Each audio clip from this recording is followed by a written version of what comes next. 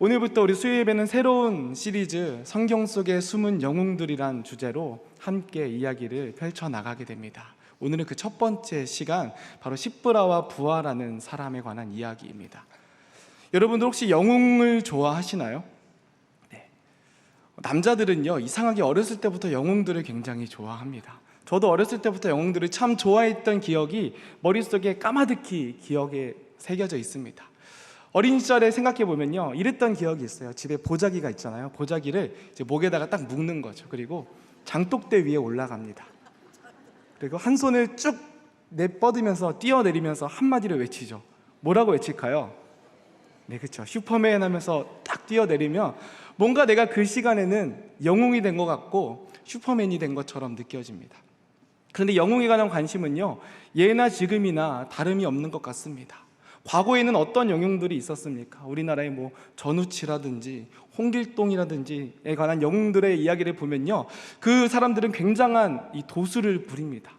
그렇죠? 분신술도 하고요, 축지법도 쓰고요, 하늘에 구름도 타고 다니는 놀라운 일들을 일으키면서 이 나라를 구해냅니다.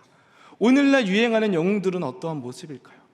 요즘에도 계속 이제 영화를 통해서 영웅들이 등장하는데요, 그 영웅들을 보면요, 이 괴력을 발휘해서 변신해서 막 힘을 쓰거나 손에서 막 거미줄이 날아가거나 하늘을 날아다니는 이 놀라운 초능력을 보여주는 영웅들로 그려집니다. 그런데 그런 영웅들을 볼 때 우리는 참 재밌게 느껴지고 내가 그런 사람이 되고 싶다라는 생각이 들면서도 동시에 내가 그런 사람이 될 수 없다라는 사실을 우리는 너무나 잘 알고 있습니다. 왜냐하면 우리가 생각하는 영웅들은 나의 모습과는 너무나 다르기 때문입니다. 오늘 우리의 현실과는 많이 다르기 때문입니다. 그렇다면 우리의 현실과 가장 비슷한 영웅은 어떤 사람이 있을까요? 저는 아마 성경에 등장하는 다윗이 현실에 비추어진 영웅의 모습이 아닌가 싶습니다. 다윗에게는요, 특별한 능력이 있지 않습니다. 모세처럼 홍해를 가르지도 않았고요, 엘리야처럼 불병거를 타고 날아가지도 않습니다. 그에게 능력이 있다면 단지 악기를 연주하고 노래를 잘 부르는 것, 혹은 맹수들로부터 자신의 양을 지켜내는 것이 고작 그가 가진 능력입니다. 그런데 그는 어떻게 영웅이 됩니까? 자신이 갈고 닦았던 물맷돌질로 이 골리앗을 쓰러뜨려 넘길 때에 영웅이 됩니다. 특별할 것 없는 사람이었지만 담대하게 나아갔을 때 영웅이 됩니다. 어쩌면 현실에 기초한 영웅의 모습이 성경에서 가장 현실적인 인물이 다윗이 아닌가 싶습니다. 그러나 그 다윗조차도 사실 우리에게는 너무나 멀게 느껴집니다. 왜냐하면 우리에게는 다윗과 같은 용맹함이 없기 때문입니다. 골리앗 앞에 섰을 때에 다윗과 같은 담대함이 우리 가운데 과연 있을까 생각이 되기 쉽기 때문입니다. 그런데 오늘 우리가 읽은 말씀에 의하면 오늘 등장하는 성경 속의 숨은 영웅들은요, 지극히 현실적이며 지극히 우리와 비슷한 모습을 가지고 있는 사람들의 이야기입니다. 우리 함께 출애굽기 1장 15절 말씀을 함께 읽겠습니다. 시작.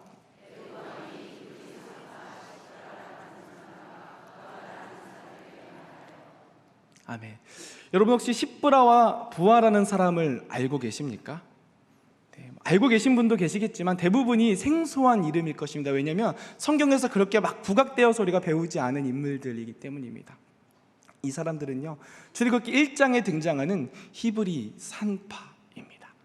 출애굽기 1장에 등장하는 히브리인들은 어떠한 존재입니까? 이집트, 애굽에서 노예 생활을 하고 있는 사람들입니다. 그리고 산파는 어떠한 사람들입니까?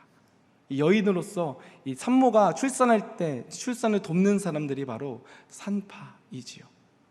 그렇다면 이 히브리 산파인 십브라와 부하는 어떠한 지위의 사람들이었을까요? 바로 노예 계층인 히브리인 중에서도 여인들에 해당하는 사람들이었습니다. 오늘 말씀 뒤에 보면 애굽왕 바로가 이 산파에게 명령을 내립니다. 산모가 출산을 하거든 여자아이는 살려두고 남자아이는 모두 죽이라는 명령을 내리죠. 그만큼 이 당시의 여인들은 당시에는 커다란 위협이 되는 존재로 느껴지지 않았습니다. 그러다 보니 히브리인 산파의 여인들은 어떠한 존재입니까? 보통 사람들보다도 못한, 어쩌면 비천하고 비루한 인생이 바로 이 여인들의 삶의 모습일 것입니다. 그러나 오늘 성경은 그들이 히브리 산파였다고 기록합니다. 산파는 말 그대로 산모가 출산을 할 때 옆에서 돕는 사람들입니다. 생명을 받아내는 일을 하는 사람들입니다. 히브리인들에게는요, 이스라엘 백성들에게 출산은요, 단순한 생명을 잉태하는 것을 넘어서는 의미가 있습니다. 하나님은 이 땅을 창조하실 때에 아담과 하와에게 명령하시죠. 생육하고 번성하여 땅을 정복하라, 땅에 충만하라. 그리고 이스라엘의 조상인 아브라함에게도 하나님은 언약을 맺으십니다. 내가 너희 자손을 저 하늘의 뭇뼈가 같이 셀 수 없을 정도로 많도록 번성하게 해주겠다.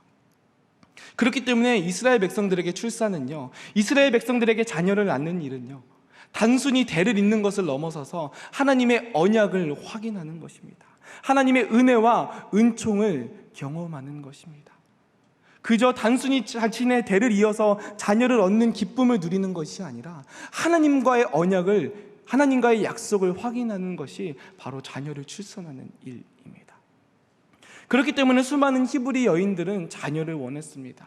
우리가 잘 알고 있듯이 사라도 그랬고요, 또 야곱의 아내였던 라헬도 그랬고, 사무엘의 어머니인 한나 역시 그렇게 자녀를 갖고 싶어 했던 것입니다. 왜냐하면 하나님의 언약을 확인하고 싶었기 때문에, 하나님의 은혜를 누리고 싶어 했기 때문입니다. 그래서 하나님은 이스라엘 백성들에게 이러한 출산과 번성과 이런 생육하여 번성하는 은혜를 허락하여 주십니다. 우리가 잘 알고 있듯이 야곱이 가나안 땅에서 굶주려서 먹을 것이 없을 때 요셉을 따라서 애굽으로 오게 되죠. 그때 70명의 무리들이 함께 오게 됩니다. 그리고 오늘 본문 등장하는 출애굽기 1장은요, 그로부터 350년이 지난 시기입니다. 그들의 수는 어떻게 되었을까요? 우리 함께 출애굽기 1장 7절 말씀을 읽겠습니다. 시작.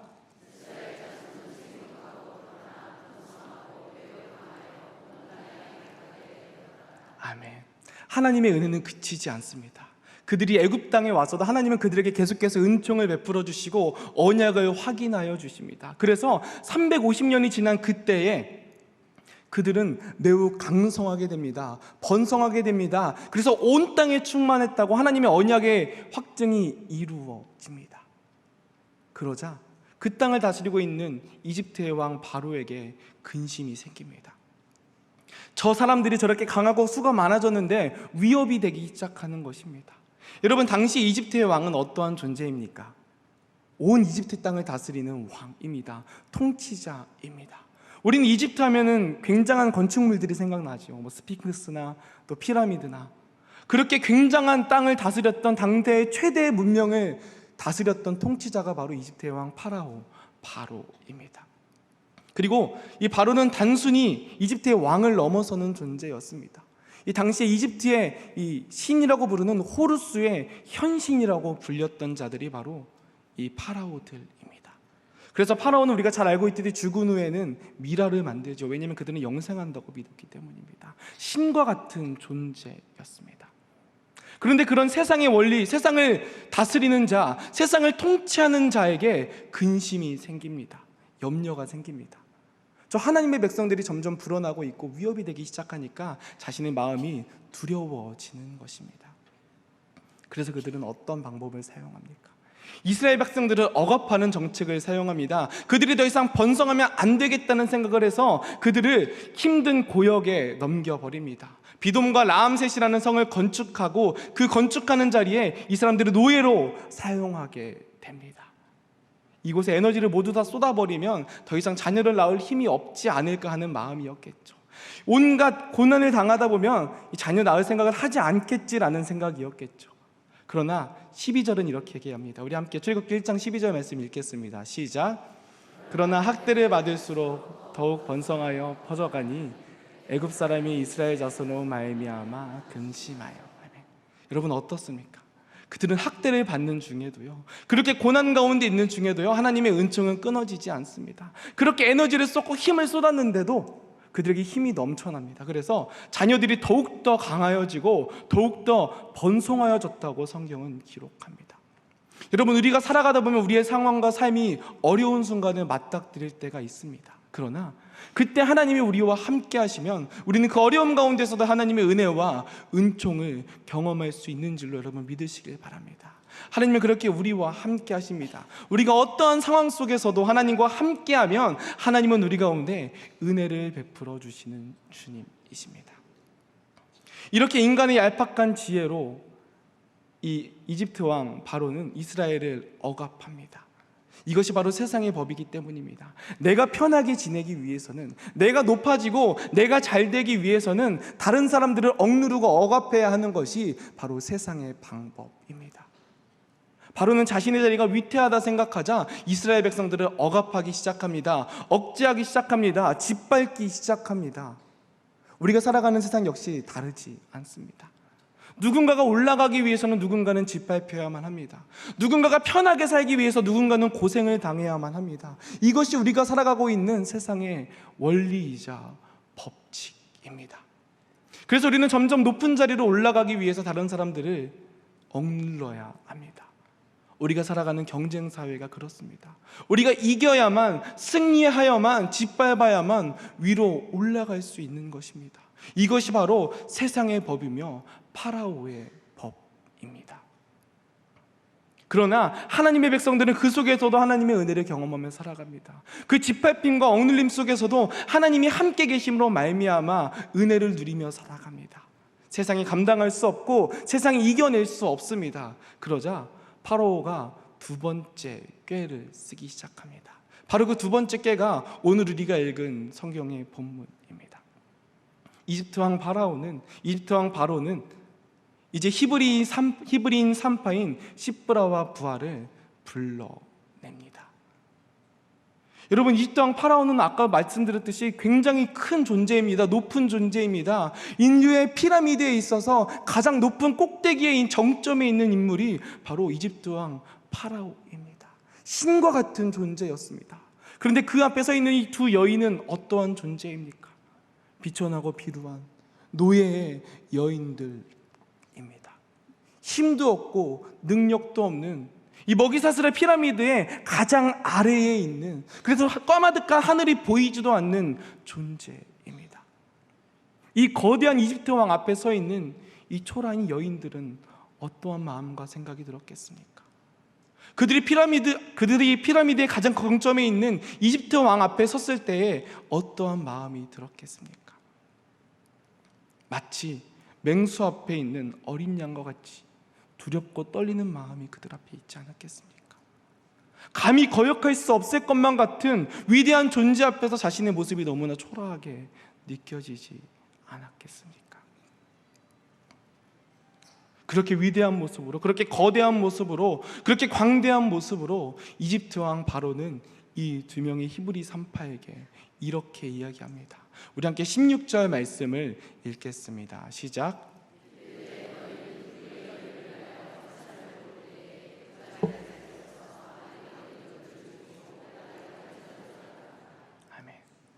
그들은 이렇게 고백합니다. 히브리 여인들을 위하여 해산을 도울 때 남자아이는 죽여라고 명령합니다.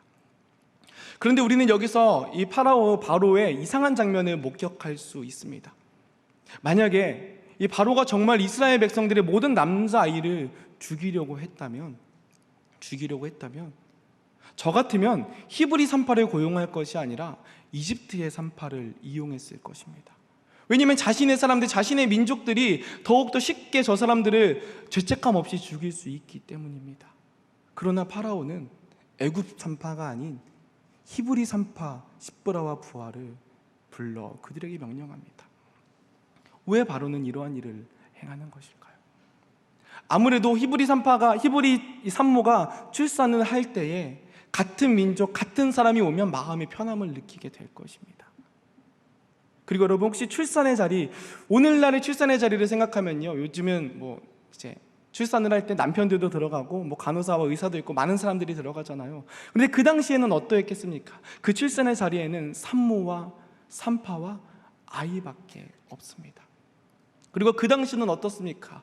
아이를 낳다가 아이가 죽거나 산모가 죽는 일이 허다하게 있던 시대입니다. 그런 시대에 이 이집트 왕 바로는 꾀를 내어서 이 시브라와 부하에게 명령합니다. 너희가 가서 저 아이를 낳을 때 그 아이가 남자아이거든 조용히 죽여라. 그리고 죽었다고 이야기해라. 왜냐하면 그 출산의 장면에 정신이 온전하게 멀쩡하게 있는 사람은 이 두 산파밖에 없기 때문입니다. 여러분, 세상의 방법은 바로 이렇습니다. 세상은 언제나 우리를 속이려고 합니다. 우리를 속여서 자신의 것을 얻으려고 합니다. 잘못된 것들을 속이면서 취하려고 합니다. 이것이 바로 파라오의 방법이고 세상의 방법입니다. 여러분, 세상의 방법 가운데 우리는 어떻게 살아가야 할까요? 보통 사람들인 우리가, 평범한 사람들인 우리가 이 세상을 살아갈 수 있는 방법은 무엇일까요? 이 명령을 들은 십브라와 부하는 고민에 빠지게 됩니다. 왜냐하면 남자아이들을 죽이지 않으면 자기들이 죽기 때문입니다.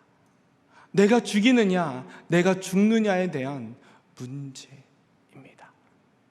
내가 살아남기 위해서는, 내가 살기 위해서는 아이들을 죽여야만 하는 것이 이 두 여인의 운명입니다. 그러나 여러분, 산파라는 직업의 본분은 무엇입니까? 생명을 살려내는 것입니다. 생명을 살려내야 하는 사람들이 생명을 죽여야 하는 위기에 놓이게 된 것입니다. 세상은 우리 가운데 늘 이야기합니다. 늘 우리를 속입니다. 남을 짓밟아야, 남을 죽여야 내가 살 수 있다고, 남이 무너져야 내가 살아갈 수 있다고 세상은 이야기합니다. 그리고 평범하게 살기 위해서는, 이 세상에서 살아남기 위해서는 세상의 법대로 살아가야 한다고 세상은 이야기합니다. 그리고 우리들은, 평범한 사람들인 우리들은 어쩔 수 없이 그 세상의 법대로 따라 살아갈 수밖에 없습니다. 저는 7, 8년 전에 중등부 전도사 사역을 했습니다. 그때 이제 중학생쯤 되면 막 꿈을 가질 시기여서 이 친구들에게 물어봤습니다. 너희는 뭐가 되고 싶니? 어떤 사람이 되고 싶니? 무슨 일을 하고 싶니? 라고 물어봤을 때 그 친구들 중에 가장 많은 대답이, 여러분 혹시 뭐였는지 아시나요? 네, 맞아요. 공무원이에요. 그 친구들이 되고 싶은 일은요, 공무원이에요. 왜 공무원이 되고 싶니라고 물으면요, 그냥 안정되게 살 수 있잖아요. 여러분, 우리가 세상의 법칙대로 살아가다 보면요, 꿈을 잃어버리게 돼요. 가치를 잃어버리게 돼요. 저는 군대에서 많은 청년들을 만났습니다. 이제 그 청년들은 사회에 나갈 준비를 하고 있고요, 자신의 꿈을 펼칠 기회를 갖고 있는 친구들이에요. 그 친구들에게 물읍니다. 너는 뭐가 되고 싶니? 어떤 친구는요, 의사가 되고 싶다고 하기도 하고요, 어떤 사람들은 이 벤처기업가가 되고 싶다고 하기도 해요. 왜 그런 일을 하고 싶니라고 물으면요, 이 친구들은 이렇게 이야기합니다. 돈을 많이 벌잖아요. 이렇게 해야 성공할 수 있잖아요. 여러분, 세상은요, 우리의 삶에서 우리의 가치를 잃어버리게 만듭니다. 우리가 세상의 법대로 살아가면 이 땅을 살아갈 수 있을 것처럼 보이지만 우리가 마땅히 살아나가야 하는 삶의 가치를 잃어버리게 만듭니다. 여러분, 히브리 산파는 어떠한 일을 하는 사람들입니까? 생명을 살리는 사람들입니다. 그런데 파라오의 법은, 세상의 법은 무엇이라고 이야기합니까? 생명을 죽이는 것이 너희가 살 길이라고 이야기합니다. 가치를 잃어버리게 만듭니다. 의사가 해야 할 마땅한 본분은 무엇입니까? 생명을 살리는 것입니다. 교사가 해야 할 마땅한 법칙은 학생들을 가르치고 올바른 길로 인도하는 것입니다. 검사와 판사가 해야 할 일은 무엇입니까? 정의를 실현하는 일입니다. 그러나 세상은 우리 가운데 이야기합니다. 그것이 중요한 것이 아니라 이렇게 해야 내가 살아남을 수 있고, 이렇게 해야 내가 성공할 수 있다고, 그래서 세상의 법칙에 따르라고 이야기합니다. 오늘 이 십브라와 부하, 이 두 산파는 바로 이 세상의 유혹에 넘겨져 있습니다. 자신의 본분을 지키게 되면 그들은 죽을 운명의 위기에 처하게 돼 있는 것입니다. 여러분이라면 어떻게 행동하시겠습니까? 여러분, 우리의 삶에서 우리가 세상의 법을 거스른다는 것은 참으로 어렵습니다. 하다못해 직장 상사의 부당한 이 명령 하나조차도 바른 말을 하기 어려운 것이 우리들의 삶의 자리입니다. 세상은 우리 가운데, 파라오는 우리 가운데 이야기합니다. 내가 죽이지 않으면 내가 죽게 될 것이다.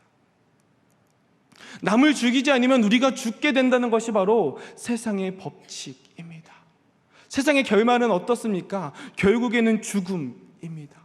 결국에는 절망입니다. 결국에는 낭망으로 떨어지는 것이 바로 세상의 법칙입니다. 그 죽음으로부터 완전할 수 있는 자는 아무도 없습니다. 우리가 지금 세상의 법대로 살아가고 세상의 뜻대로 살아가는 것이 오늘 우리의 삶에서 내가 하루하루를 잘 살아가는 길처럼 보여지지만 그 결말은 결국엔 죽음입니다. 이 무섭고도 이 두려운 세상의 부름 앞에서 이 여인들은 어떻게 행동할까요? 우리 함께 17절 말씀을 읽도록 하겠습니다. 시작.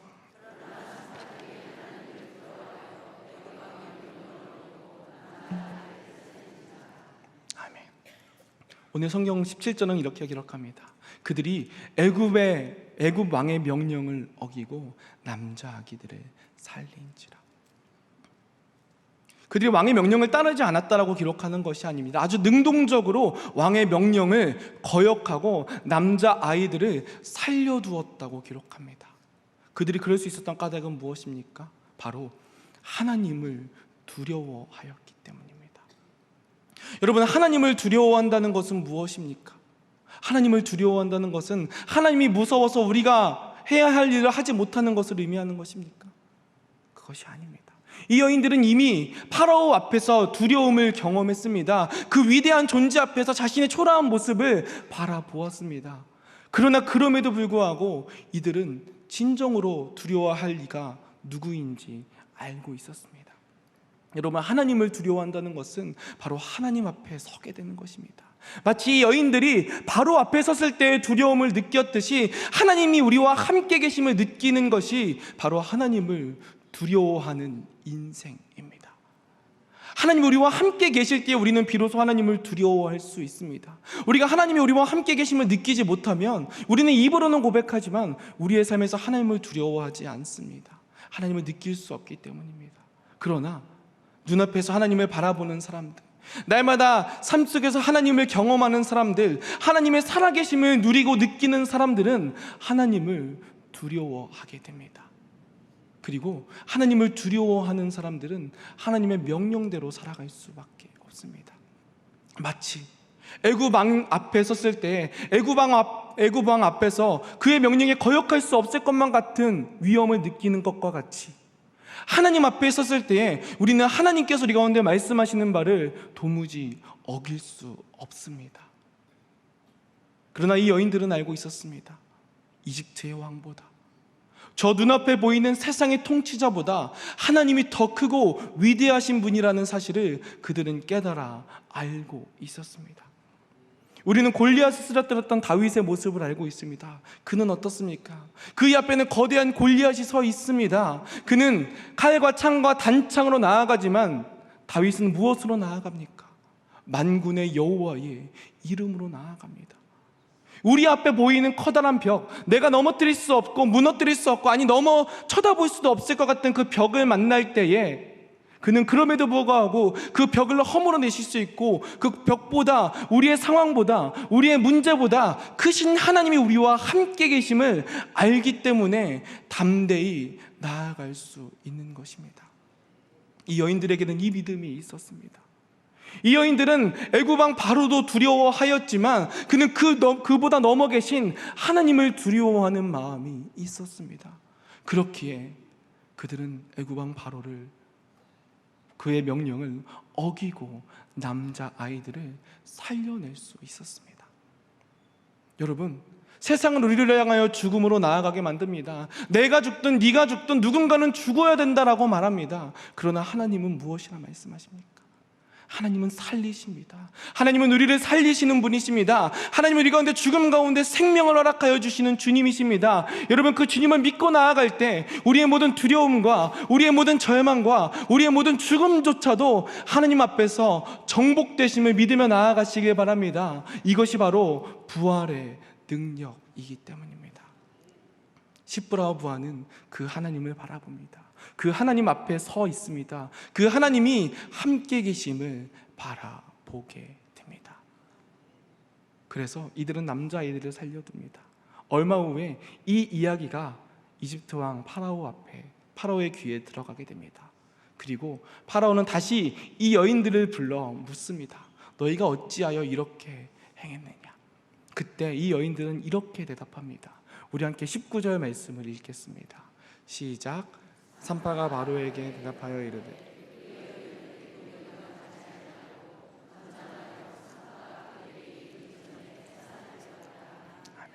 여러분, 이 여인들의 목소리에서 두려움이 느껴지십니까? 이 위대한 바로 앞에서 이 여인들의 목소리에서 두려움과 떨림이 느껴지십니까? 오히려 담대함이 느껴지지 않습니까? 오히려 농담적인 목소리가 들리지 않습니까?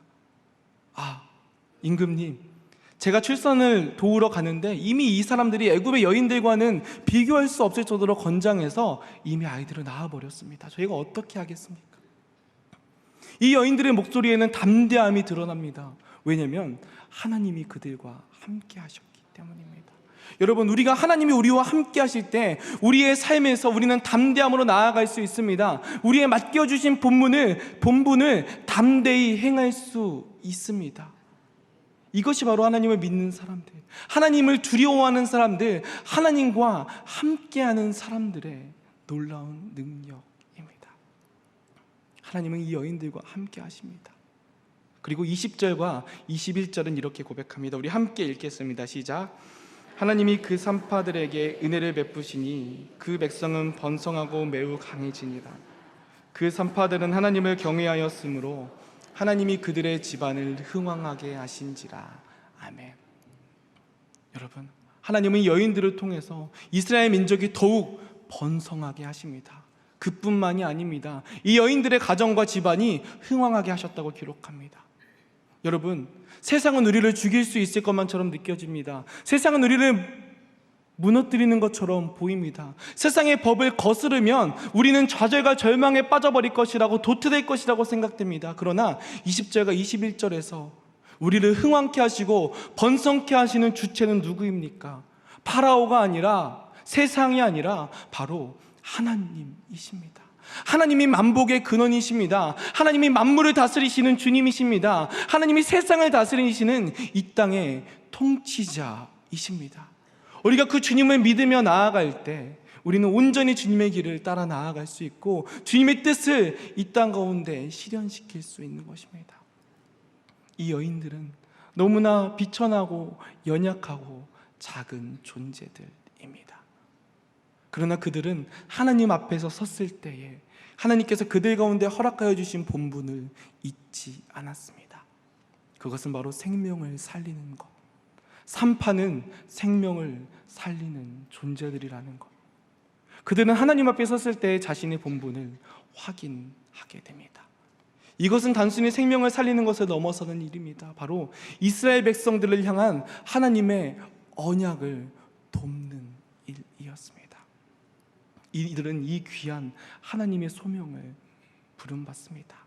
자신의 본분을 지켰을 때에, 그때 이들은 놀라운 일들을 경험합니다. 사람들에게 무시당하고 사람들에게 아무 보잘것 없어 보이는 연약한 존재들이 이스라엘의 온 남성들을 구원하게 되는 역사가 이루어지게 됩니다.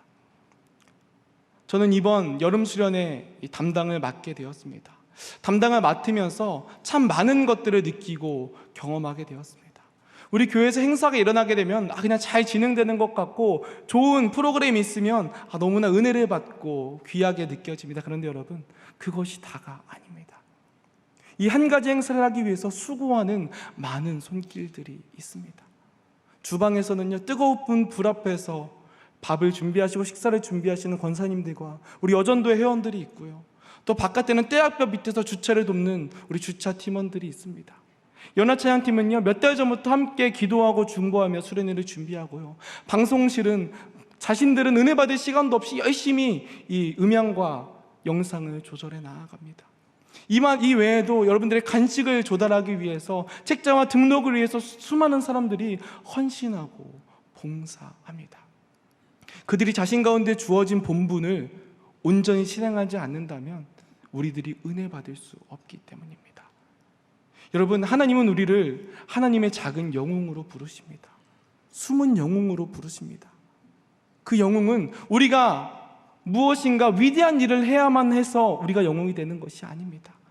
오늘 우리의 삶의 자리에서 하나님께서 우리 가운데 허락하여 주신 작은 본분을 감당할 때, 마치 이 십브라와 부하가 자신에게 주어졌던 생명을 살리는 이 산파의 본분을 잘 감당했을 때에 그들이 이스라엘을 구원하게 되는 놀라운 일들을 이루어냈던 것처럼, 우리의 각자의 삶의 자리에서, 그것이 지극히 작은 일이라 할지라도, 이것이 자극히 보잘것없어 보이고 초라해 보이는 일이라 할지라도, 우리가 두려움 앞에 하나님 앞에 서서 우리 가운데 허락하여 주신 그 본분을 잘 감당하며 나아갈 때 하나님은 우리 한 사람 한 사람을 하나님의 작은 영웅이라고 불러주실 것입니다.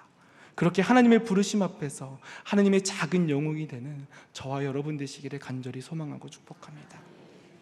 우리 함께 주신 말씀 기억하며 이 시간 기도하기 원합니다.